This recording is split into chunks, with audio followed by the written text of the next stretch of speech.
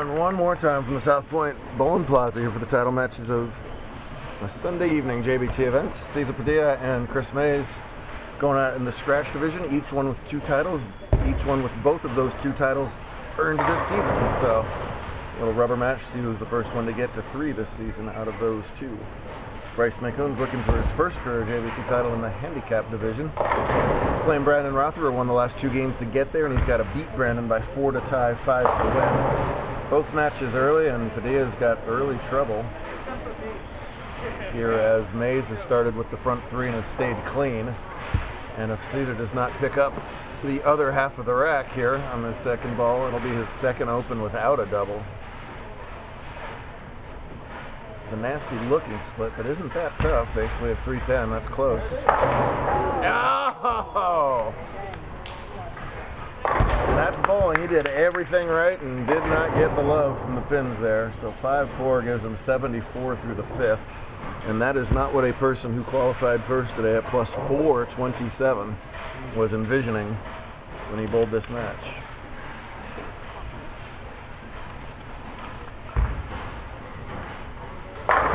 That's what he's been doing all day.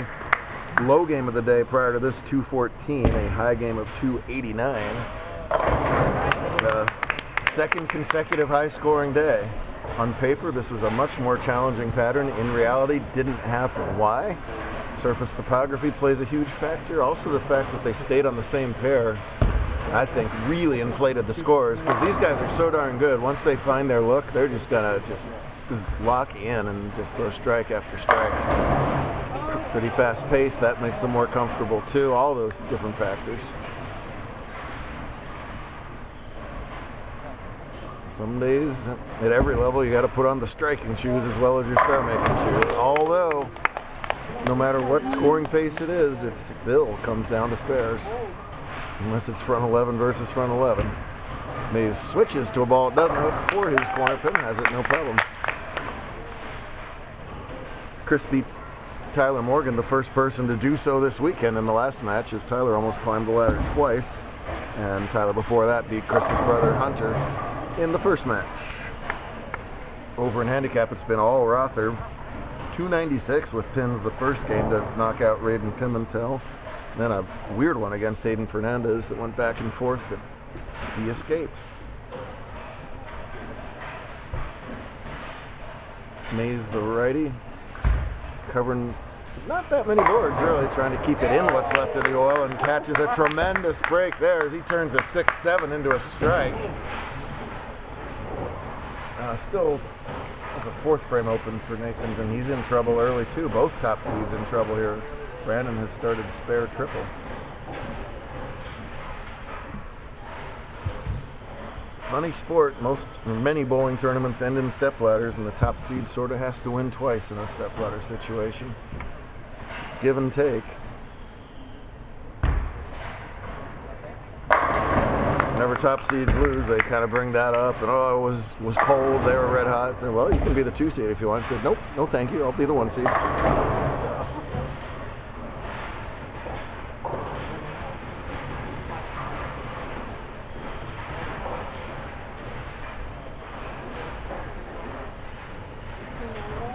Great turnout, thanks to the whole team at South Point for having us yet again. SoCal's been the Canyon Conference this season, has been the Stadium Conference. And how fun is it to bowl in this unbelievable establishment? Necessary double for Padilla over here. Necessary mark for Nickens over there. He qualified first today at plus 307, and it took 202 to make the ladder. Raiden knocked out Jack Haynes, or not Jack, oh dear, Kieran Roth by 1 pin. Squeeze into the top 5. Morgan was 4th and scratch at 363. That's a lot for 4th. That 8-pin had nasty thoughts, but it finally falls back off the deck. And that's a double. Puts him in the 220s. Starting to put a hammerlock on this match. U17 still to come. I'm sure Cesar will be thrilled to bowl that if he doesn't win this game. But that was his choice, so oh well. Keeping us here an extra 20 minutes. While girl scratch, I have absolutely no idea who won. She won and I screwed up. The cheese. Cheese won girl scratch today and won the mac and cheese roll off yesterday against Corin. Big shot for Mays. Look out. Oh! And for the second consecutive time on the left-hand lane, he goes right through the schnoz and gets them all to drop. Wow.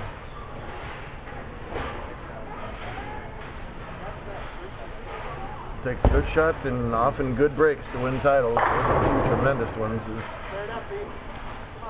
Rother remains clean and leaving makeable spares. Padilla must strike, oh gosh, pretty much all the way, I guess. It's hard to figure out these scoreboards sometimes.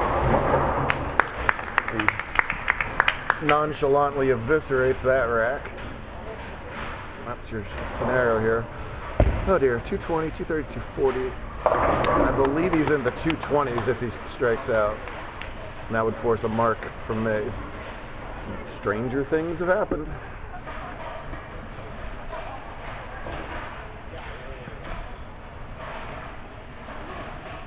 No defense, just throw your best shots and put all the pressure you can on your opponent. There you go.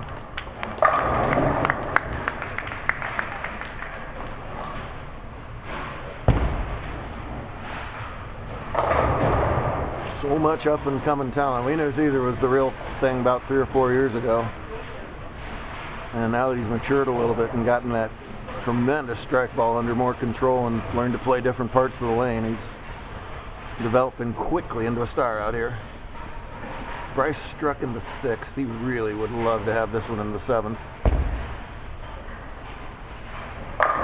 Pretty ball from Bryce. Good shot there. Mandatory shot for Padilla. Chris too, but I mean so many of our other players. But when there's something about his ball, when he hits light, it's like he's hitting duck pins. They just scatter. It's just crazy. He's got that dice spare ball. You can really see it, his rotation when he throws that. B just keeping it in the pocket around here, making good shots.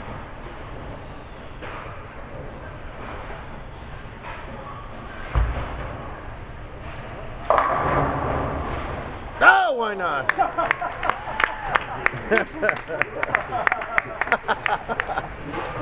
A gracious bow to the crowd and the pins, and hey, listen, he did all he could with that. That's a back 7, 224. 230. Virtually any mark wins, any open does lose in this situation for Mays for the title. Oh boy. That could have bucketed to a 10, to 7.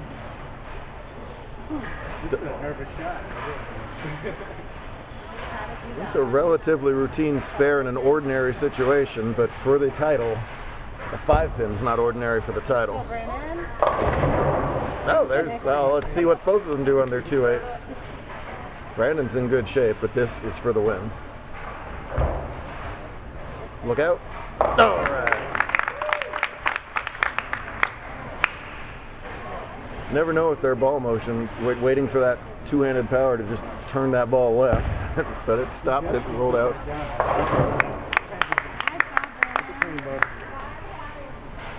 It's enough. Stay behind the line and notch title number 3 in what turned out to be a great one.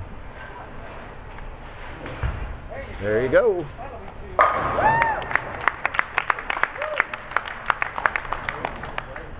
Christopher Mays takes it down at the Plaza. Bryce Nakins gets 3 in a row at the Plaza. That's an 8th frame turkey for Nakins. He's again got a win by 4 to tie. And there's the scoreboard. I'll let you try and figure that out. Bryce is player 1 up here, working on that 3-bagger in the 9th.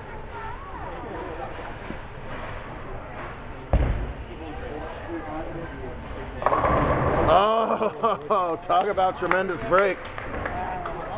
Just barely catches a piece of the headpin on the left side, scatters them for a giant 9th frame 4-bagger. Normally I'd implore his opponent not to worry about that, but I don't think Brandon cares one bit. He does his own thing. And he's still clean through 8, but this would be a 5th consecutive spare attempt.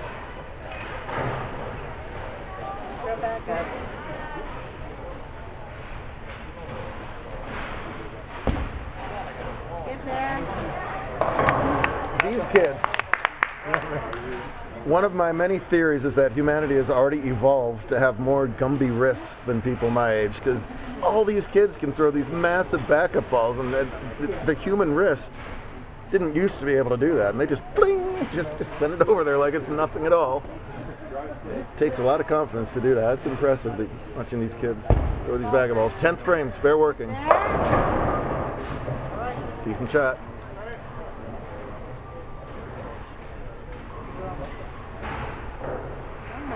It's not my kid. Good kids that way.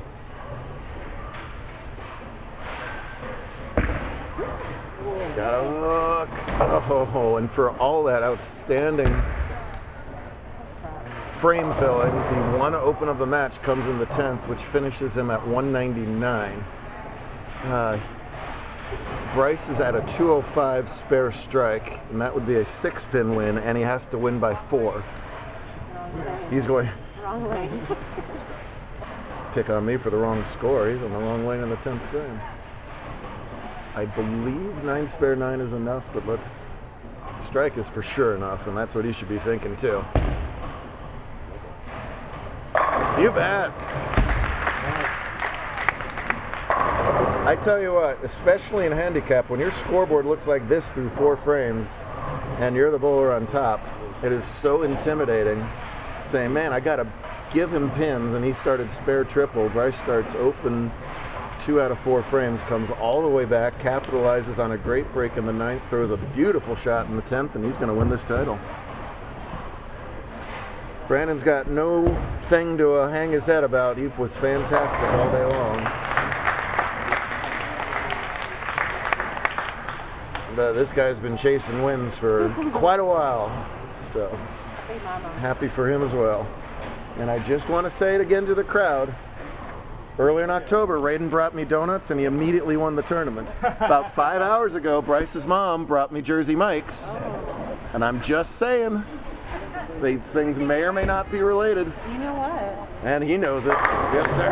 Attaboy. Panda Express. And it may have been when my kids won it. Probably. Fantastic finish from Bryce. Great job.